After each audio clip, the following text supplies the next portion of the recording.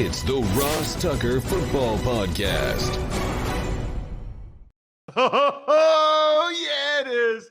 But it's not just any Ross Tucker Football Podcast, because I never do that to you guys. Never, ever, ever. I bring it every episode, 30 minutes approximately, making sure you know everything going on around the National Football League. You get the former player's perspective, and you get some wonderful guests like Jim Nagy, the executive director of the Reese's Senior Bowl, who will join me momentarily. I do have to tell you, we are presented by DraftKings.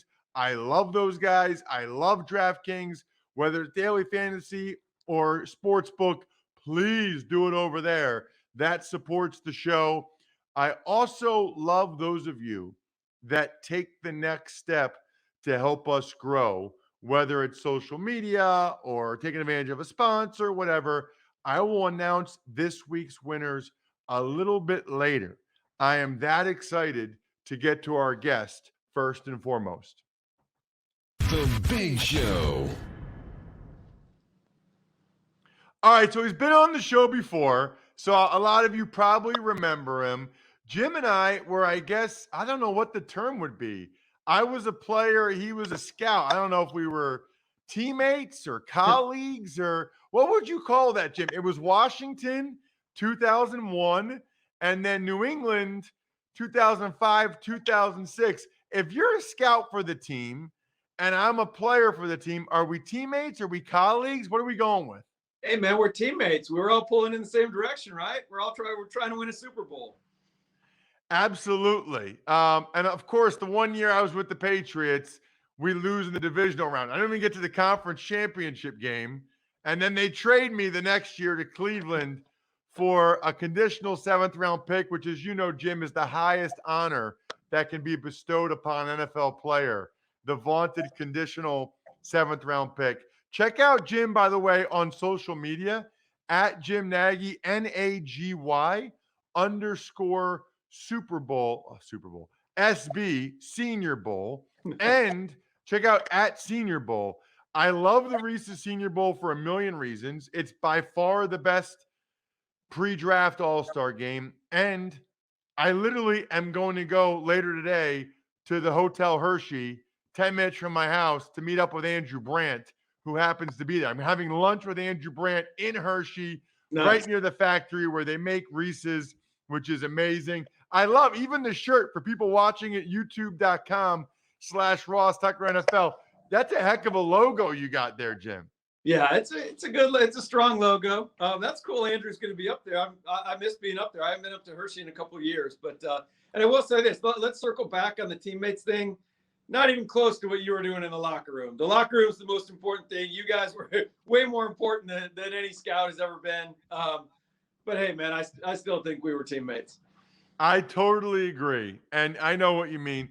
I'm curious, Jim, before we get into, the Senior Bowl this year and this year's draft, because obviously by the nature of what Jim does, think about it, 18 years as an NFL scout. So he's as qualified as anybody, probably more so because he is living and breathing this every day to talk about this draft class. How are you liking the role, Jim? Do you miss being on a team and feeling like you are trying to win a Super Bowl?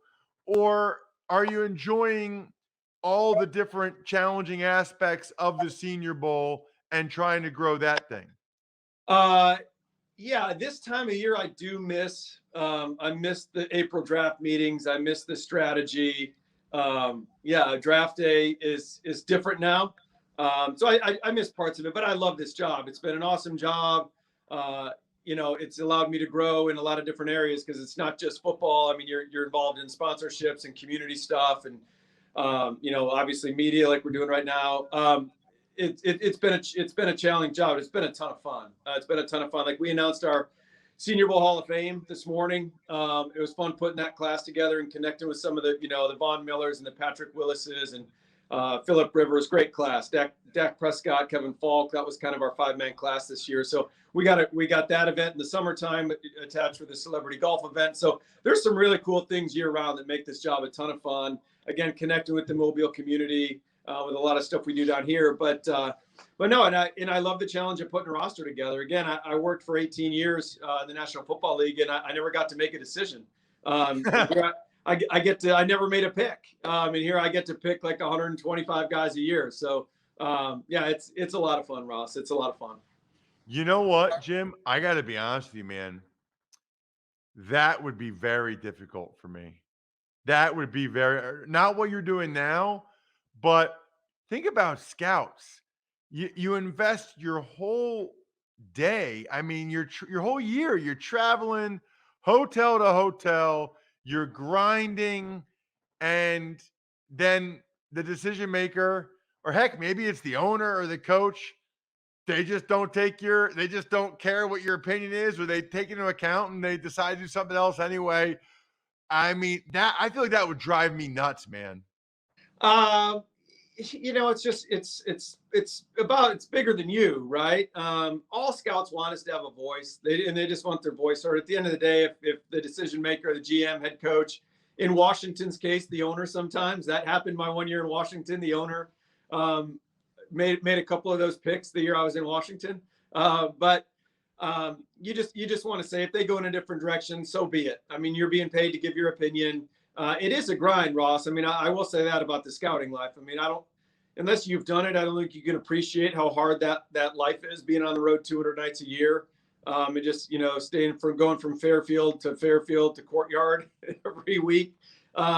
So it's demanding. I used to get asked a lot, like flying on planes, and I'd have my laptop up and watching tape on a plane. And people would ask, do you love what you do? And I'm like, of course you do. If you didn't love it, you wouldn't do it. It's because the quality of life is not great. But again, it's the collective effort. And I know every team I was a part of, you get behind every pick. You're just excited about the guys that can hopefully come in and help you get to that Super Bowl.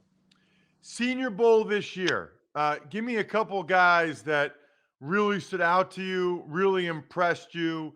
It is always noteworthy to me, Jim, how much of an impact it can have on guys' draft status. I mean, there's guys like Travis Jones or Christian Watson, just two names off the top of my head that nobody was talking about as potential late first rounders, literally nobody, till they came to the Senior Bowl and performed well. And now that seems like a real possibility for them. I guess two-part question, which, by the way, you're never supposed to do. But just guys that's out to you this year, and just how cool it is for you to see the impact that a guy's Senior Bowl week can have on their draft status. Yeah, I mean, Ross, I promote the heck out of this game, man, but it's easy for me because I do believe in it. I really believe in the value of the game, and coming down here and being around these decision makers, because, again, it's one thing to have a scout like me on the road going into draft meetings talking about a player, but these GMs and head coaches, they're huge. They're just guys like us, right? And like, they feel more connection to the guys they evaluate themselves. That's just human nature.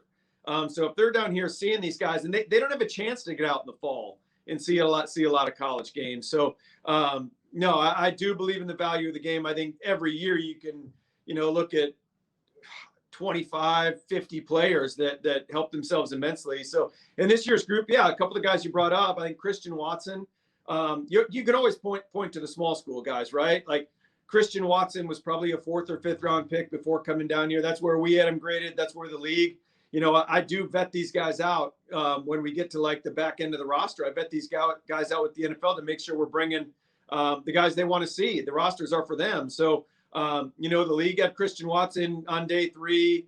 Troy Anderson, the linebacker from Montana State, was a guy that, he was kind of a late addition for us in December. We really liked Troy's speed on tape. He was, he's a converted offensive player, running back, quarterback, has maybe the coolest resume of anyone in this draft class. But when we vetted him out to the league, there was still a handful of teams that saw Troy Anderson as a Taysom Hill gadget player on offense and special teams guy. And now so he's probably like a 5th or 6th round pick. Now you talk to teams, it doesn't sound like he's getting out of the top 50 picks. He could go somewhere in the middle of the 2nd round. So those are huge jumps. And then, Travis Jones is a guy that played his butt off down here, kind of played down here what I thought he would play on UConn tape this year. It didn't really come together for him for whatever reason. And then I think the other guys that really benefit are guys that are maybe used a little differently than they were used in college. So like Jalen Petrie at Baylor was more of a slot, apex defender for Baylor. He played more high safety here, was on the hash more. You saw him in a lot of more man coverage situations than the one-on-ones. And then a guy like Perion Winfrey, who was a zero tech, two tech, playing head up on the center or guard his whole career at Oklahoma. And then he comes down here and they shade him over the guard at three technique and they can't block him all week. So now you've got a guy with almost 35 plus inch arms, super explosive, that can get upfield and create havoc. And again, so those guys like that, I think helped themselves a ton as well. Such a great point. Both of those, the small school guys proving they can do it against the bigger school guys, and then guys that maybe had a scheme that was somewhat limiting or maybe not the best for their skill set. It's funny that the names you mentioned, Jim, I called the national championship game FCS for Westwood 1. So I saw Watson.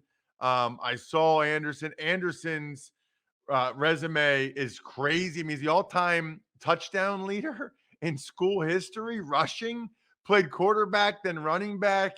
And he's big. I mean, I saw him on the field. He's a nice sized kid and he runs extremely well. And then Watson, somebody has to explain to me how a kid that big and fast from Tampa got to North Dakota State. Those are the things that like blow me away. He is big and he is fast. I mean, they would give him the ball on reverses. I mean, he's there. I remember, and I thought, okay, where is he from? Minnesota or Nebraska? You know what I mean? Like, figured he's probably from Minneapolis. I'm like, Tampa. How does he? I mean, honestly, Jim, I know an FBS program that as soon as North Dakota State offers a kid, they get an alert and they watch the kid because they know that they're that good at finding guys. They are. A couple stories on those two guys, Ross. So one, I can't remember the player, but there is a guy at a Power 5, a legitimate prospect as well. I can't remember who it is, that went to Christian Watson's high school. So all these Power 5s were going in to see that guy, and none of them took Christian Watson, which is crazy. It's not like he was just at some high school in Tampa that nobody was going to, so they just missed him. They were there to see this 4 or 5 star guy, and they didn't see the 6'3" guy that runs 4 threes. So that's incredible. And then the Troy Anderson thing. I'll say this about Troy: like there hasn't been a player in my 4 years here, and again, that's not like a huge sample size, but it's over 500 players. Nobody surpassed my expectations more than Troy. Like he, again, the size, he is 6'0", so he's right under 6'4". He's a big guy.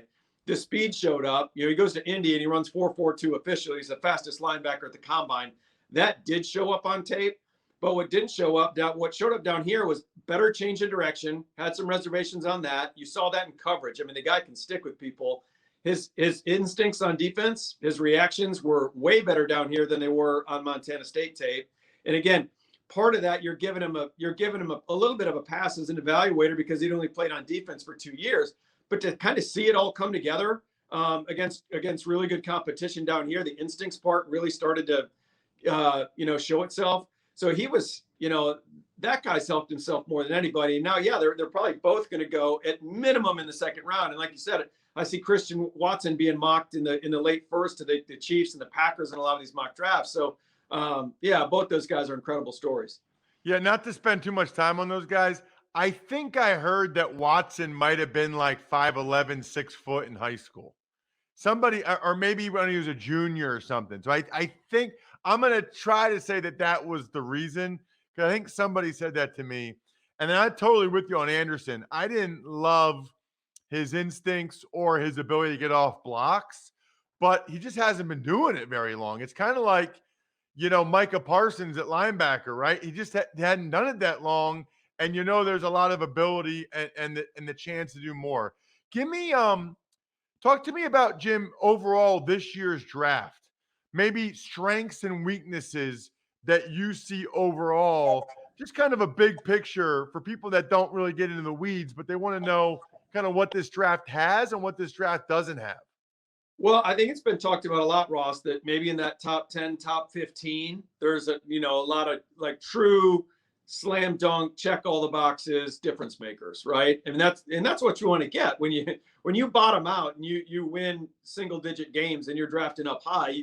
You hope you can get a guy like that. And this draft might not have as many as some other years, but what it does have is really good depth for one. We just talk about our first 3 years of the Senior Bowl. Going into the fall, we are around 500 names on the board after doing all the junior tape. And that's all levels. That's, D3 all the way up to FBS. This year, because of COVID and the guys, opting to use that extra COVID year, we were over 700. So it added about 200 names onto our board for our game. So that number is swell. So you're gonna have day 3 is gonna be really good. You're gonna get a bunch of guys that make teams out of the 6th and 7th round this year. So that's really good depth. And I really think the meat of the draft, rounds 2 through 4 are really good. I think where, if you're a team in the teens, you almost want to trade back because you can get the same player in the 30s and probably into the 40s that you can get into the late teens. So I think that's a really good meat of the draft. I think you're gonna see a lot of teams wanting to trade back. I think the problem's going to be, trying to find a partner that's going to want to come up. What about guys in particular that you are higher or lower on than, the consensus or where you're seeing them go on mock drafts? Oof, that's a good one. There's some guys that the hard part for me, Ross, with this job, when you're a scout, you block out all the noise. Like I'm on Twitter all the time now for this job. I have to be, but I never had a social media account. I didn't pay attention to anything. Right. I always tell young scouts, like, form your own opinion first, watch all the junior tape, get into the fall, watch the senior stuff. And then when you feel really convicted on what the player is for you, then it's okay to kind of open up and see what else is out there to gauge other opinions. There's nothing wrong with that. Hard part for me is that I see the narrative's already been spelled out on a lot of these juniors that I haven't watched. And then I circle back on those guys, in February, March, and April, and do some work for teams. I'll have buddies call me like, hey, can you look at this guy for me? And it's hard. It's hard. Every year there's some juniors that stick out. You're like, man, how is this guy being talked about as a first round pick? Like, I just don't see it. There's a few guys in that category this year. I won't name names because that'll upset agents. And then we got to get players in the game next year, and I can't piss agents off. All right, so how about guys you're higher on? A guy that I love, and again, everyone likes him. He's a really good player, but Zion Johnson from Boston College, to me, is, you talk about conviction. That's what this whole evaluation thing's about. Zion Johnson, to me, there's no way you're going to miss on the guy. He reminds me of Rodney Hudson as a player. We drafted Rodney when I was in Kansas City, and he's had a phenomenal career, multiple Pro Bowls, all that. But when you get to spend time with Zion and to see how intelligent he is and how driven he is, like, he'd never played center in a competitive environment before the Senior Bowl. He embraced that challenge. He was down here after practice. He's the only guy in the last 4 years that I remember staying after practice to work on his craft. He was out doing shotgun snaps well after practice one day. He's just wired right, Ross. To me, if you draft him, everyone, you'll debate. You're in the minority here, but a lot of people think you can wait on interior offensive linemen. But to me, if you're drafting a guy you're convicted is going to go to multiple Pro Bowls, what's wrong with taking that guy in the middle of the first round? I don't think that's too high. So, if you can draft that player, it doesn't matter if you take him at 15 or 25. Who cares? So I think Zion's a guy that I have a lot of conviction on, and again, like Perion Winfrey is a guy that not seeing a lot of mock drafts right now. And again, you never want to overvalue any part of the process. Even the Senior Bowl, like, I think there's the limit. You don't want to be jacking guys up around the board, but in a case like Perion's, when you see, the usage be so different and him be such a different player, I think you have to say, like, oh my God, like, how lucky are we that we were able to see him do what we think. A lot of teams were probably projecting him to play 3 technique, but hadn't seen it. Now you've seen it. So, I just take a lot of investment in what he showed here in Mobile that week. It's funny, Jim, because every year in free agency, these interior linemen, centers, guards, they get paid. Like Brandon Sheriff, like, they get paid a lot. Right. So the logic of not taking them high makes no sense, because that's the market is what the market is when they become free agents and teams are like, we need that guy. So if you can get a guy that you like Zion Johnson, then do it. The other thing is, last thing, and this is just, I was up at Penn State recently, and I didn't realize this, Jim, that I had them do my height and weight and everything. And I guess I knew my hands weren't that big, 9.5. I was 6'4" and 3'8", so I think I've shrunk a little bit, maybe. I knew I had short arms, Jim. This is 2001. I'm undrafted at Princeton, so nobody ever even told me. My arm length, Jim, 30.25. 30 point. The combine had two guys under 30. So why am I saying all this, right? I think I was probably below average in every single category, but being honest, like way above average competitive toughness, way above average football IQ. And like that's why I was able to last for 7 years. You talk about the makeup or whatever, like Zion Johnson, that matters a lot, especially for offensive linemen. Especially for offensive line, Ross. Like if you're going to err, and this was told to me when I first got into scouting, and I've seen it. I've seen it over and over. It's a truism in scouting. Like if you're going to give in any one area with an offensive lineman, give on athleticism. I would take a lesser athlete on the offensive line if he's got high-end football makeup, competes, tough, smarts, all that, durability, all that stuff that makes good NFL dependable linemen.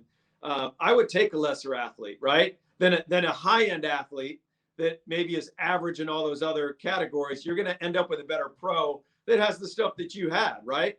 I think that's the one position on a roster where you can really do that. I think you want high-end athletes across the board, maybe everywhere else, but I really feel like all those other compensating factors with the makeup apply most offensive line.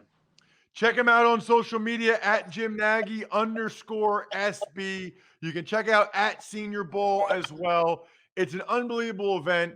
Jim's an awesome guy. Really appreciate the time, Jim. Thanks so much for coming on the show. Thanks, Ross. I appreciate it, man. You do great work, man. It's been fun watching you kind of take off with this media stuff, man. Keep doing your thing. Thanks, man. Likewise. Really appreciate it. I also really appreciate Lumen Skin. This is awesome. I'm like a week in with it. My wife is showing me how to use all of it.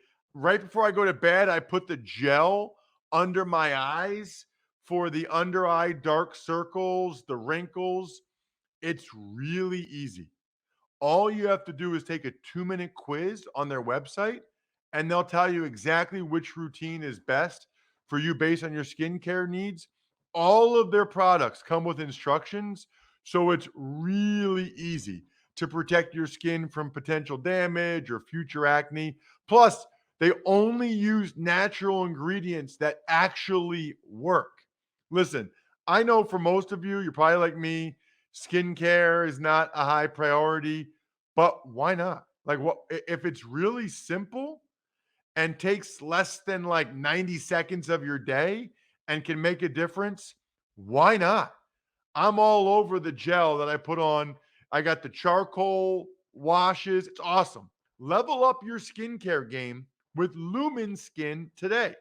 Go to lumenskin.com/Ross to get your free trial of Lumen's products. That's LUMIN skin.com/Ross to get your free trial of Lumen's products. lumenskin.com/Ross. Tuck's Takes. Hey, Ross, good morning. Well, we have talked a bunch this week about guys like Deebo Samuel, A.J. Brown, Terry McLaurin. They're not happy with the money that they're getting playing on these rookie deals. Well, Deebo officially comes out, tells Jeff Darlington that he's requested a trade from San Francisco. Wow. Yeah, this is really interesting. It's obviously huge news. He's a tremendous player. He and George Kittle, I would say, are the two most impactful skill position players for the Niners, with Samuel being the most dynamic. What makes this one different? What makes this one interesting is that it's not about the money, reportedly. I don't know how it got to this point because supposedly the Niners are willing to pay him a lot of money. Deebo has decided, or maybe his agents helped him, or maybe it's family and friends, but it appears to be about usage. He didn't want to get into it, but I don't think he wants to be running the ball that much. I don't think he thinks that that's good for the longevity of his career. You know, he's obviously going to get a big second contract.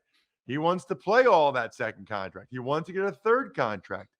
You know me, I will never begrudge a player doing whatever they think is right to get the most financial security that they possibly can for their family. Never. I guess my question is, can't they figure it out with the Niners that maybe they only use them on 1 or 2 runs a game? Or, who's going to trade a lot for Deebo and give him more than 20 million a year and then not ever have him carry the ball? I mean, that's part of why you want to trade for him in the first place, is how dynamic he is with the ball in his hands. But evidently he doesn't want the ball in his hands as much. This is a really unique one. Really unique one. Going to be fascinating to see how it plays out. Now that it's public, I think he probably does get traded, and I think the Niners try to draft somebody else very similar to Deebo Samuel, and they get a bunch load of picks from a team like the New York Jets who have some familiarity with him, and they need a player like him for Zach Wilson. Would not surprise me at all. And listen, I would just say to Deebo Samuel, little bit careful what you wish for. Little bit. Because Kyle Shanahan is part of the reason why he's going to get paid so much in the first place. Tuck's Takes. New York Giants are having their voluntary mini camp, and one notable no-show, Kadarius Toney. Just don't understand this. It is voluntary. Guys can do what they think is best. You got a new coach. You want to be a big part of the offense. They're not sending them the playbook. They're not mailing guys out the playbook. I don't see how this helps him. I can't imagine his agent thinks this is a good idea. I think you want to do everything right with the new GM, the new coaching staff, so that they can trust you, so that you know the offense, so that you become a focal point of the offense, so you get a lot of money. I would love to hear the logic of this one, if there is any, as it relates to Kadarius Toney. Tuck's Takes. Couple of quick points about the Pittsburgh Steelers. Their training camp goes back to St. Vincent College, and we have learned a little bit more about Dwayne Haskins as the details emerge from his fatality. So St. Vincent College is amazing. That setting for Steelers training camp is awesome. I've only been there once. I'd like to go again. It's glorious.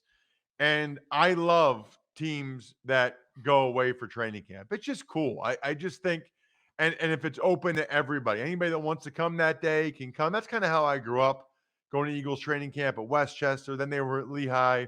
I think it's very, very cool. I understand why they don't do it. So I think it's awesome that the Steelers do it.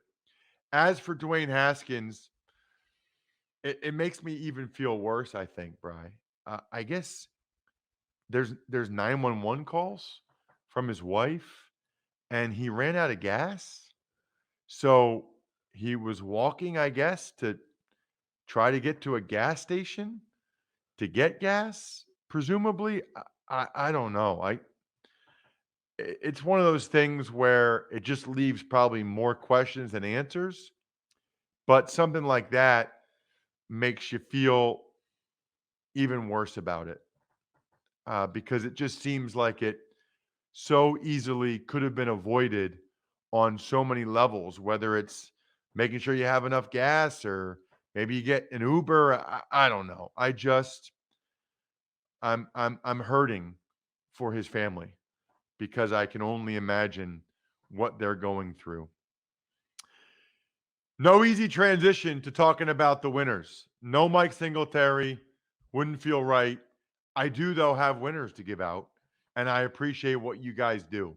I appreciate Rob Stanley, who didn't just like Greg Cosell on Facebook talking about Frank Gore as a first ballot Hall of Famer. He loved it. So we love, Rob, that you loved the Frank Gore post on Facebook.com/Ross Tucker NFL. I also love Scott Parkinson, who got 1-800 flowers, I believe, for his wife. That's awesome. I think you can still use the code football and we get credit for it over at 100flowers.com.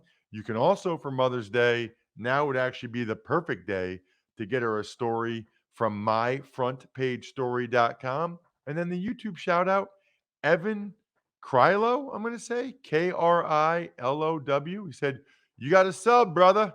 I forget what else he said, but you got a sub, got a subscription. I love it. Just let me know that you subscribed. Make a comment. You can even say just that. Hey, I'm just here for the free cameo. I'm just here for the YouTube shout out. YouTube.com/Ross Tucker NFL. I love it. Have an awesome weekend. I'm going to be tailgating on Saturday at the Penn State Blue White game. I never get to go to a game with my family. I never get to tailgate. I can't wait. Going to be awesome. If you happen to be there, say hello. A couple of daddy sodas before the game. Other than that, we'll be back bright and early Monday morning with a special Greg Cosell episode. Yeah, linebackers and safeties with the civilian GOAT early Monday morning. I think we're done here. Not so fast. We got a shout out to Pizza Boy Brewing, Sporticulture, HumanHeadNYC.com, SteakhouseSports.com, Go-Bengals.com, and of course, Evergreen Economics. Now, I think we're done here. Thanks for listening to the Ross Tucker Football Podcast. Make sure to also subscribe to the Fantasy Feast, Even Money, Business of Sports, and College Draft. All available at Apple Podcasts, RossTucker.com, or wherever podcasts can be found. A lot of times on the show, I mentioned DraftKings. Here's what you need to know. You got to be 21 or older, New Jersey, Indiana, or Pennsylvania only. New customers only. Restrictions apply. See DraftKings.com/sportsbook for details. Gambling problem, call 1-800-GAMBLER, or in Indiana, 1-800-9-WITH-IT. By the way, if what I was talking about included a deposit bonus, doesn't always, sometimes it does. Deposit bonus requires 25 times playthrough, and deposit bonuses are paid out in site credit.